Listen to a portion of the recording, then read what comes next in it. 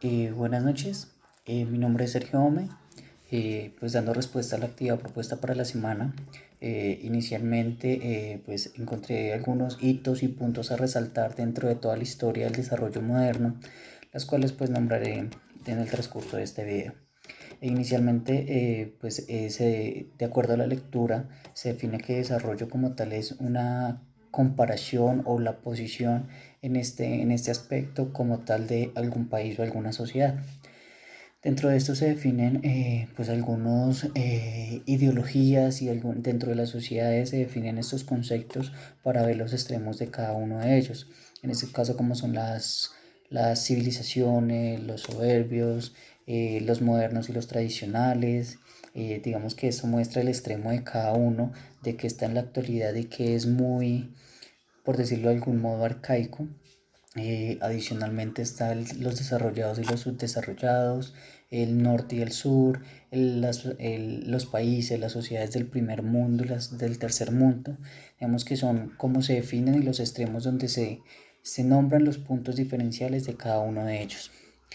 Como siguiente punto, con base a las divisiones de las potencias, pues también se habla del poder en los territorios. Con base a esto, digamos que los que están desarrollados y demás están más actualizados. Esto los hace definir y los posiciona con un poder mucho más alto a los que pues no se encuentran dentro de estos mismos estándares.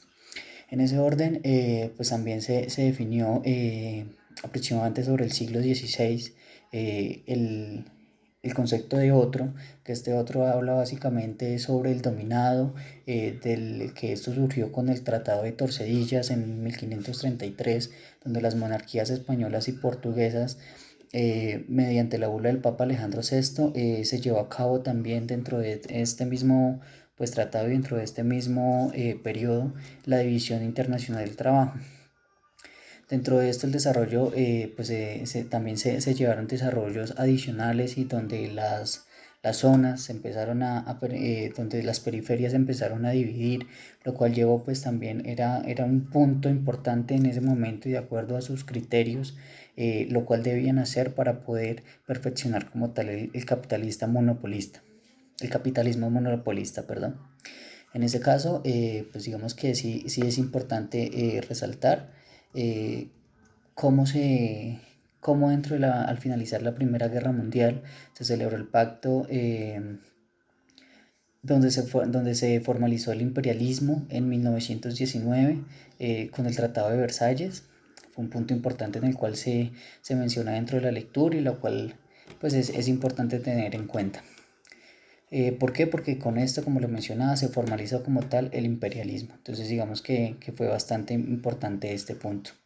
En el año 1960, Estados Unidos expuso fundamentos importantes de acuerdo pues a los criterios que ellos creían. Ese señor Rostow manifestó los puntos en los cuales debía pasar un país para poder ser modernizado, es decir, para poder llegar a la modernización. Dentro de estos puntos, ¿cuáles podemos encontrar? Encontramos puntos como la sociedad tradicional, precondición para el despegue, que ellos le llamaban básicamente, era teoría del despegue. Entonces, en ese orden, así fue que surgió y ellos empezaron a implementar este tipo, por decirlo así, algún proceso para poder llegar a la modernización. Ellos definían otros puntos adicionales como el camino a la madurez y finalmente pues que cada país o cada sociedad debía tener una etapa final como el consumo masivo para poder llamarse como desarrollados. Dentro de, dentro de los puntos también importantes a mencionar, digamos que con base al capitalismo se abren brechas bastante amplias entre países ricos y pobres, pues las cuales empezaron a mostrar mucho más las diferencias sociales, la pobreza, la escasez, la riqueza. Entonces esto hizo que en el siglo XVI, en el siglo XVIII aproximadamente, se abrieran brechas mucho más amplias, donde inicialmente pues la diferencia era de 1 a 1. En el siglo XX pasó de aproximadamente de 1 a 15 y ya en 1980 iba de 1 a 45. Esto abrió profundamente pues los espacios y las diferencias sociales y entre países.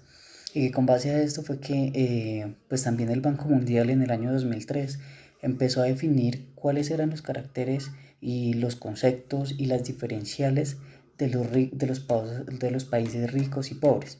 Entre estos pues se encuentran inicialmente sus términos económicos, su economía, cómo se mueve su economía, sus gastos en la salud.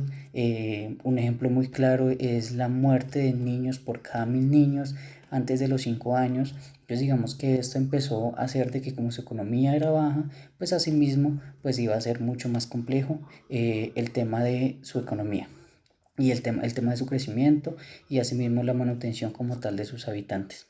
Fue lo sobreentendido de acuerdo a la lectura propuesta y pues adicionalmente durante el periodo del Papa Juan Pablo II, durante su pontificado se realizaron varias labores donde siempre estuvo presente la sociedad más vulnerable, la desigualdad, pero siempre resaltando y haciendo una labor. Se hicieron varios anuncios de parte del Papa Juan Pablo II, donde finalmente era importante, pues como tal, mostrar, cambiar a la solidaridad y mostrar de una u otra manera, pues que se debía haber una igualdad en aspectos como el, el trabajo, el, la igualdad social en términos para poder avanzar y disminuir la pobreza, en la paz, en las necesidades básicas de las personas y adicionalmente como tal la prioridad era mostrar el verdadero evangelio.